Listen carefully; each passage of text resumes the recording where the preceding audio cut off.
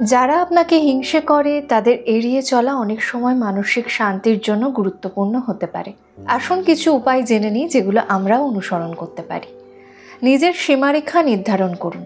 হিংসুক মানুষদের সঙ্গে সম্পর্কের একটা সীমা টেনে দিন। প্রয়োজন ছাড়া খুব বেশি ঘনিষ্ঠ হবেন না। প্রত্যক্ষ সংঘর্ষ এড়িয়ে চলুন।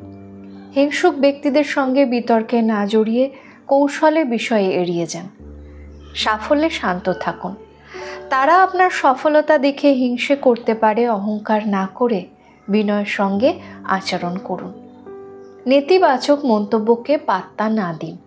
তারা হয়তো পেছনে সমালোচনা করবে, গুরুত্ব না দিয়ে নিজের কাজে মন দিন। আত্মবিশ্বাস বজায় রাখুন। হিংসুকরা অনেক সময় আত্মবিশ্বাস ভাঙার চেষ্টা করে। নিজের উপর বিশ্বাস রাখুন এবং নিজেকে উন্নত করতে থাকুন। সাহায্য চাইতে দ্বিধা করবেন না। যদি পরিস্থিতি খুব বাজে হয়ে যায় তাহলে কাউকে অর্থাৎ বিশ্বস্ত বন্ধু বা পরিবারকে জানানো ভালো। আপনার শান্তি আর মানসিক স্বাস্থ্য সবচেয়ে গুরুত্বপূর্ণ।